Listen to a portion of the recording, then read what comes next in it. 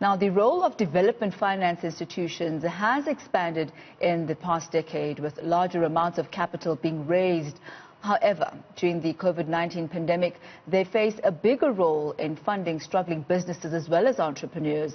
Our business reporter, Wandisa Ntengento, talks to development finance experts on what their role will be post the COVID-19 pandemic. Let's take a look.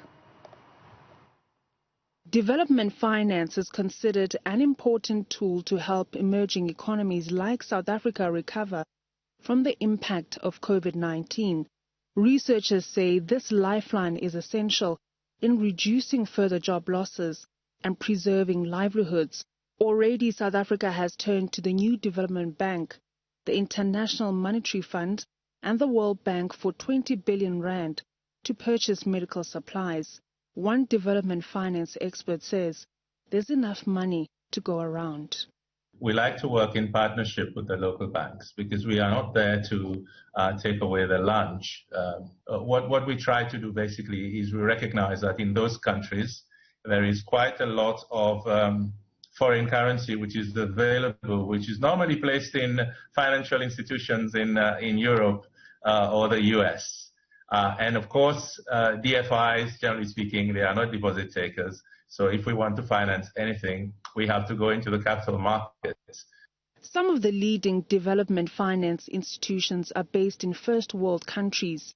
Another expert says prior to COVID-19, these institutions could have poured more money into other countries, but funders will now need to focus on reviving their local markets.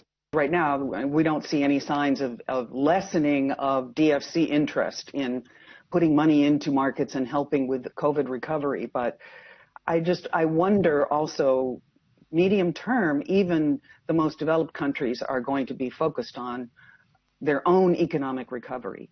And I wonder at what point there's going to be some pushback on deploying too much of that needed capital outside of the country.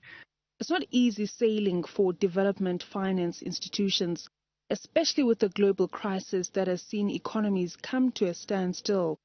Experts say discussions on funding allocation will have to be weighed more carefully than before. For Newzroom Afrika on Channel 405, I am Wandisa Ntengento in Johannesburg.